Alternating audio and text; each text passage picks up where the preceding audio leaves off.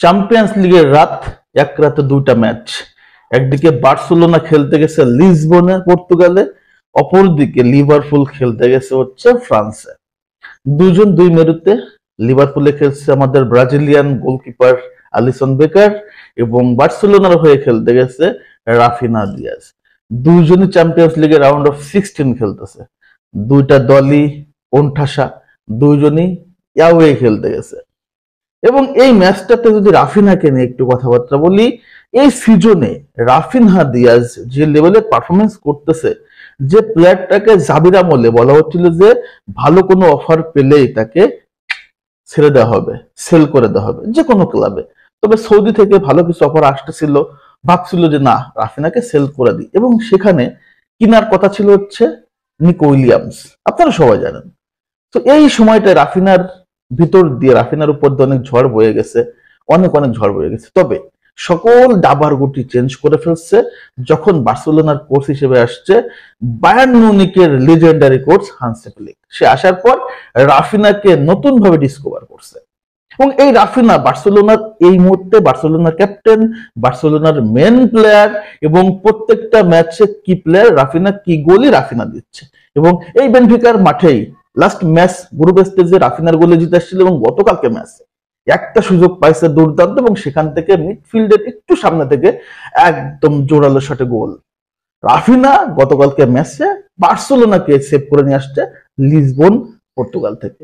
এবং এই ম্যাচটাতে রাফিনার পারফরমেন্স ছিল দুর্দান্ত। টোটাল সিজন জুড়ে রাফিনার পারফরমেন্স যেমন, গতকালকে ম্যাচটা তো ছিল তেমন।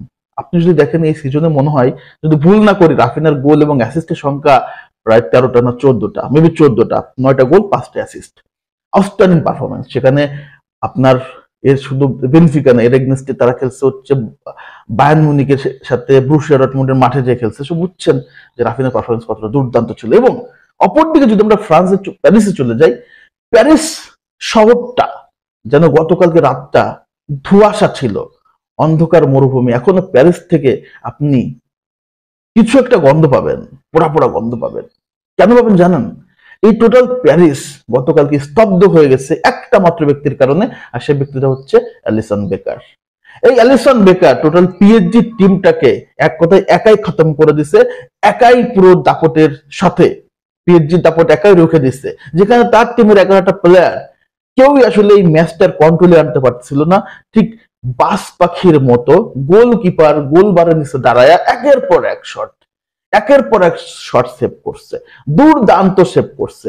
10টা one target shot Alisson Becker দুই হাতে দুই পায়ে সেভ করছে।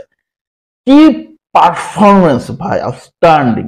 এবং এইখানটাতে পিএসজি শুধু অ্যালিসন বেকারের কাছে হারছে। হ্যাঁ, দুইটা প্লেয়ারের পারফরমেন্স দুর্দান্ত ছিল, তবে আমি কিন্তু এত বেশি খুশি না আহামরি। কেন জানেন? এই পারফরমেন্সটা যখন ব্রাজিল ন্যাশনাল টিমে দেখবো, এই জার্সিটা দেখবো, তখন আমি খুশি হব। এই ক্লাব লেভেলে যতই যা করো না কেন ভাই, দিন শেষে তোমাকে খুঁজবে কোথায়, তোমার অস্তিত্ব কোথায়? সে ব্রাজিল টিমে। এই সিজনে হয়তো রাফিনা বার্সেলোনার হয়ে চ্যাম্পিয়ন্স লিগ জিততে পারে, অথবা আলিসন বেকার সেকেন্ড বারের মতো চ্যাম্পিয়ন্স লিগ জিততে পারে লিভারপুলের হয়ে, কিন্তু ব্রাজিলের হয়ে বিশ্বকাপ দরকার। এই পারফরমেন্স আলিসন বেকার যদি বিশ্বকাপে বা ব্রাজিল টিমের হয়ে দেখায়, আমরা বেশি খুশি হব। সো এমন এমন পারফরমেন্সের রাত আমরা ব্রাজিল ন্যাশনাল টিমে দেখতে চাই। সো যতই পারফরমেন্স ক্লাব পর্যায়ে করুক না কেন, হয়তো বা কিছুক্ষণ মনে শান্তি পাবো, কিন্তু লং টাইম পাবো না, বিকজ তাদের এই পারফরমেন্সটা আমরা ন্যাশনাল টিমে দেখতে চাই, আর কিচ্ছু না। সো তোমাদের মতামতটা কি, কমেন্টস করে জানাই দাও। এলিসন এবং রাফিনের পারফরমেন্সটা কেমন ছিল সেটা কিন্তু কমেন্টস করতে ভুল করবে না। ধন্যবাদ, আল্লাহ হাফেজ।